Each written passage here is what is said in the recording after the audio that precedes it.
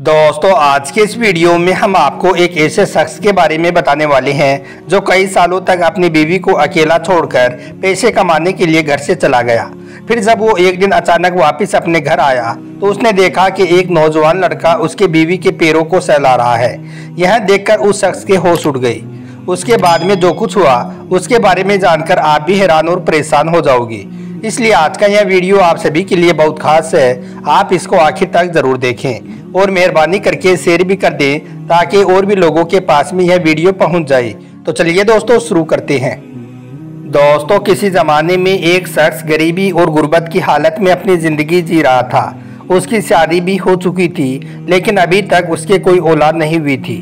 फिर कुछ दिनों बाद जब उसकी बीवी हामिला हो गई और जब उसके औलाद होने का वक्त करीब आ गया तो वो शख्स अपनी गरीबी को देख देख कर परेशान रहने लगा और सोचने लगा कि वो अपने सोने वाले बच्चे को क्या खिलाएगा। यही बातें सोचकर उसने अपनी बीवी से कहा कि बेगम, हमारे गांव के बाहर में एक बहुत रईस आदमी रहता है। अगर तुम कहो तो मैं उसके पास में जाकर नौकरी कर लूँ। मैंने सुना है कि जो कोई उसका नौकर बन जाता है उसको वो बहुत सारा माल देता है। हमारे पास में तो कुछ भी नहीं है और अब तो हमारी औलाद भी होने वाली है। यह सुनकर बीवी ने देखा कि उसके घर में सच में बहुत गुर्बत है, बहुत गरीबी है और उनके पास में अब और कोई रास्ता भी नहीं है। इसलिए बीवी ने आखिरकार अपने शोहर को इसकी इजाज़त दे दी। इसके बाद में वो गरीब शख्स अपना शहर छोड़कर उस रईस शख्स के पास में पहुंच गया और उसके यहाँ नौकरी करने लगा।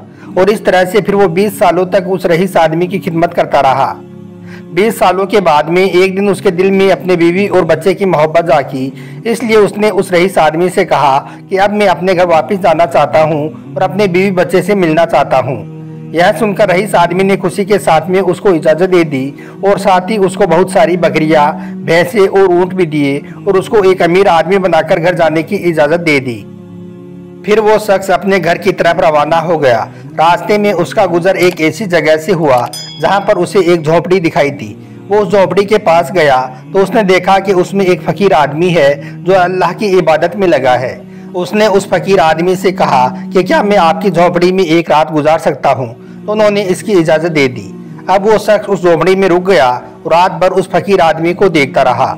उसने देखा कि वो फकीर रात भर अल्लाह की इबादत में लगा था। यह देखकर उसके दिल में ख्वाहिश पैदा हुई कि यह फकीर कितना नेक आदमी है, क्यों ना मैं इनसे कुछ नसीहतें हासिल करूं।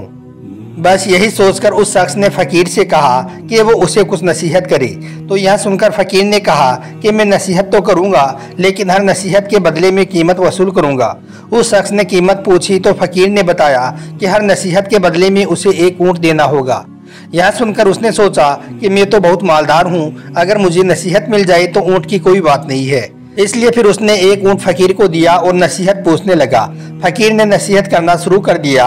उसने पहली नसीहत बताई कि तुम आसमान में जब भी तारों को एक लाइन में देखो तो फौरन ही किसी पहाड़ पर चले जाना, क्योंकि यह सैलाब आने की निशानी है। यह सुनकर उस शख्स ने कहा कि यह नसीहत तो मेरे कोई भी काम की नहीं है, मुझे तो कोई और नसीहत करें। बुजुर्ग ने कहा कि नई नसीहत के लिए नई कीमत अदा करनी होगी। यह सुनकर उस शख्स ने एक और ऊँट फकीर को दिया और नई नसीहत पूछने लगा। ऊँट लेकर फकीर दूसरी नसीहत करने लगा। फकीर ने कहा कि तुम जब भी किसी शख्स की आंखों में शैतानी चमक देखो तो फौरन समझ जाना कि वो तुम्हारा कत्ल करने वाला है। यह सुनकर उस शख्स ने कहा कि यह नसीहत भी मेरे कोई काम की नहीं है, आप कोई और नसीहत मुझे करें। यह सुनकर फकीर ने कहा कि नई नसीहत के लिए नई कीमत देनी होगी। तो उस शख्स ने एक और ऊँट फकीर को दिया और नई नसीहत पूछने लगा। ऊँट लेकर फकीर अगली नसीहत करने लगा। फकीर ने कहा, ए शख्स, रात को पछताकर सो जाना लेकिन किसी इंसान का कत्ल मत करना। यह सुनकर वो शख्स जल्ला उठा और कहने लगा कि यह तीसरी नसीहत भी मेरे लिए फिजूल है, तीनों ऊँट मेरे जाया हो गए हैं। खैर, उसके बाद में वो शख्स चुपचाप सो गया और सुबह होते ही वो वहाँ से चल पड़ा। सफ़र लंबा होने की वजह से वो उन तीनों नसीहतों को भूल चुका था। चलते चलते फिर वो एक गांव में पहुंचा। उसने सोचा कि आज रात में यहीं पर रुक जाता हूं और सुबह होते ही यहाँ से निकल जाऊंगा। यही सोचकर वो शख्स वहां पर रुक गया। रात को जब वो सोने लगा तो अचानक से उसने देखा कि आसमान के सारे तारे एक लाइन में आ गए हैं। यह देखकर उसको फकीर की पहली नसीहत याद आ गई। इसलिए उसने शोर मचाना शुरू कर दिया और कहने लगा, गाँव वालों, पहाड़ पर चले जाओ, सैलाब आने वाला है। लोगों ने कहा कि यह क्या बकवास कर रही हो, पागल हो गई हो, और इस तरह से गांव वालों ने उसका मजाक उड़ाना शुरू कर दिया। उस शख्स ने कहा कि तुम लोग नहीं सुनते हो तो मत सुनो, मैं तो चला पहाड़ पर। फिर उसने अपना माल और जानवर साथ में लिए और एक पहाड़ पर जाकर सो गया। फिर सुबह जब वो उठा तो उसने देखा कि नीचे सच में सैलाब आ गया था, जिसमें सारे गांव वाले डूब चुके हैं। यह देखकर उसने अल्लाह का शुक्र अदा किया और सोचने लगा कि उस फकीर की पहली नसीहत बिल्कुल सही थी। फिर जब सैलाब का पानी चला गया तो वो अपनी मंजिल की तरफ फिर से चल पड़ा। फिर चलते चलते वो एक गांव के करीब और पहुंचा तो वहां पर एक शख्स उसके पास में आ गया और उसे अपने घर ले गया। वो शख्स बात करने में बहुत ज़्यादा अच्छा था। उसने उसको खाना खिलाया और फिर कहा कि आप यहीं पर आराम से रात गुजारें। यह देखकर उस शख्स को फकीर की दूसरी नसीहत याद आ गई कि अगर किसी शख्स की आंखों में शैतानी चमक देखो तो समझ जाना कि वो तुम्हारा कत्ल करने वाला है और माल हड़पने वाला है। इसने उस शख्स की आंखों में वही शैतानी चमक देखी तो वो फौरन समझ गया कि मुझे इस आदमी से खतरा है। इसलिए रात भर यह शख्स इसी कसमकस में रहा और इसे नींद नहीं आई। फिर वो उठा और इसने अपने बिस्तर को कुछ इस अंदाज में फैला दिया कि मानो यहाँ पर कोई सोया हुआ है, और खुद फिर एक जगह पर जाकर छुप गया और उस शख्स का इंतजार करने लगा। उसके बाद में इसने देखा कि वो आदमी आया, उसके हाथ में एक खंजर था। उसे देखकर यह परेशान हो गया। इसने देखा कि फिर वो आदमी इसके कमरे की तरफ गया और बिस्तर पर जाकर खंजर मारना शुरू कर दिया। इतने में पीछे से जाकर उसको इसने पकड़ लिया और रस्सियों से उसको बांध दिया और फिर उसको गांव वालों के हवाले कर दिया और कहने लगा कि यह शख्स मेरा कत्ल करके मेरा माल हड़पना चाह रहा था। फिर सुबह को वो वहां से निकलकर अपने घर की तरफ चल पड़ा। आज वो बहुत खुश था।